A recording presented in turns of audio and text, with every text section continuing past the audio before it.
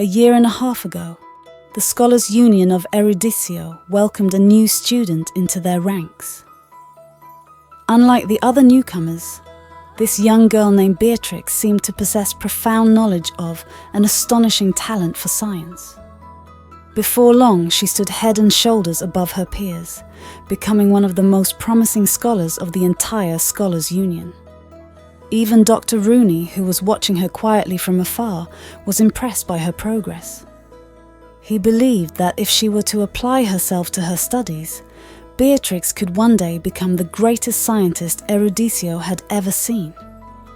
Yet becoming the best scientist was not something Beatrix placed any great importance in. She was born in Castle Gorge in the Monian Empire to a family of merchants. For generations, her family had already been well established as a wealthy merchant family business in the empire. In order to maintain their huge trade network, Beatrix's parents often had little choice but to travel all around the Land of Dawn on business, leaving the young Beatrix in the care of their loyal butler, Morgan. With the endowed means and liberty granted by her family, Beatrix spent her free-spirited childhood under Morgan's doting care. As such, she gained a penchant for mischief and became a stubborn and often capricious individual. One day, Beatrix's parents returned from the far west, bringing along with them a range of advanced gadgets from Eruditio to give her. Beatrix had long grown tired of the mundane and uninteresting toys that surrounded her, and so she began to obsess over these novelties. They sparked within her a deep interest in technology itself. In the several years that followed, Morgan would regularly shuttle between Eruditio and Castle Gorge to bring Beatrix the latest inventions, which proved to be an extremely expensive endeavour. As she tirelessly studied them, Beatrix began to nurture within herself an incredible natural talent for science.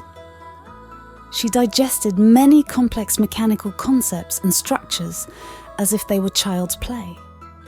Before long, she had built her own laboratory within the castle grounds and seriously researched various technologies and weaponry.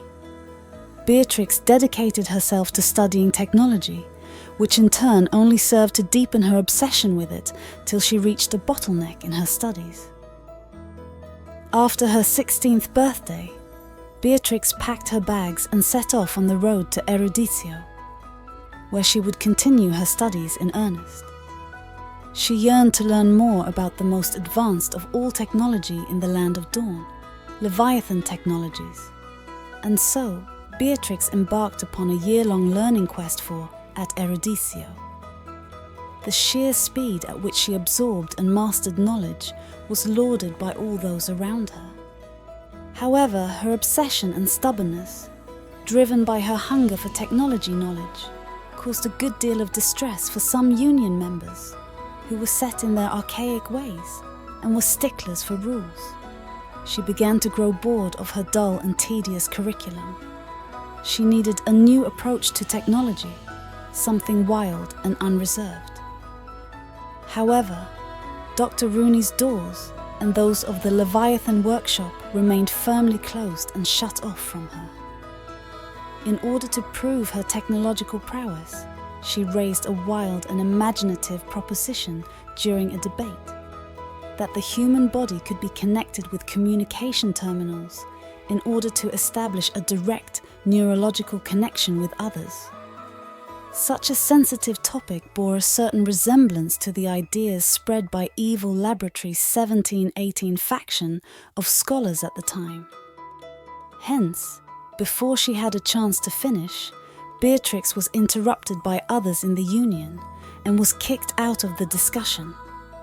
She felt unfairly treated, and it left her seething with rage.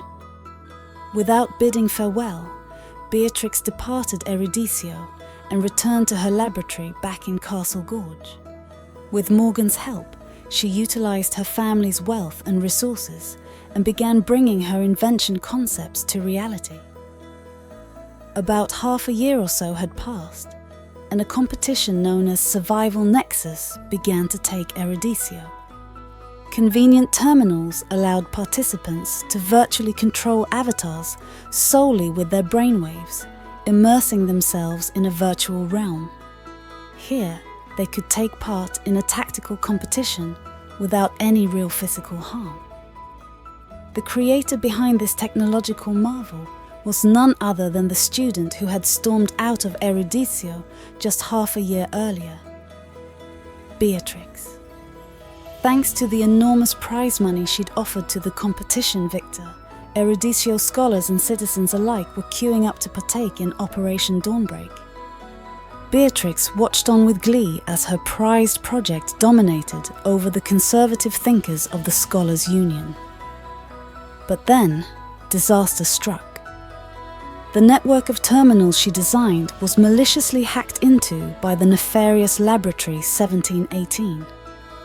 Everyone neurologically connected into the system were now under their control, and Laboratory 1718 stole the Iron Guardians, a robot army that had been sealed underground beneath the Eruditio Congress building. Those trapped within the terminals were linked to these robots. With their consciousness still immersed in the virtual battles and unaware of the real world, they led the robot army to wreak destruction upon the streets of Eruditio. The ultra-advanced technological capital was plundered and plunged into an unprecedented crisis. The scholars that remained joined forces with the Eruditio City Guard under Dr. Rooney's command and fell back to the Leviathan workshop. Against their previous passé, they knew that they had to defend the greatest fruits of the city's technological research. The robots continued to surge forth, and things looked extremely bleak for the Leviathan workshop. But it was then, at the most crucial moment, that young and industrious Beatrix roared through the skies above in her airship, raining down tremendous and suppressing firepower. She would not stand to see those selfish power seekers exploit her own invention to destroy the city. With Beatrix's aid, the Eruditio City Guard managed to beat back the robot forces that had besieged the Leviathan workshop. Together they charged into the Eruditio Congress building to seize control of the robots and virtual network away from the perpetrator Octavius, the insane biochemist. And ultimately, peace was restored to Eruditio. Responsible for averting a crisis in Eruditio, Beatrix finally earned herself an audience with Dr. Rooney. Under his tutelage, she managed to understand the true essence of technology.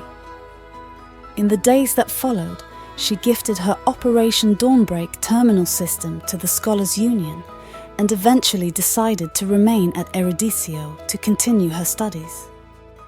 And this time, the doors to the Leviathan workshop, an embodiment of the peak of technology itself, were closed to Beatrix no more.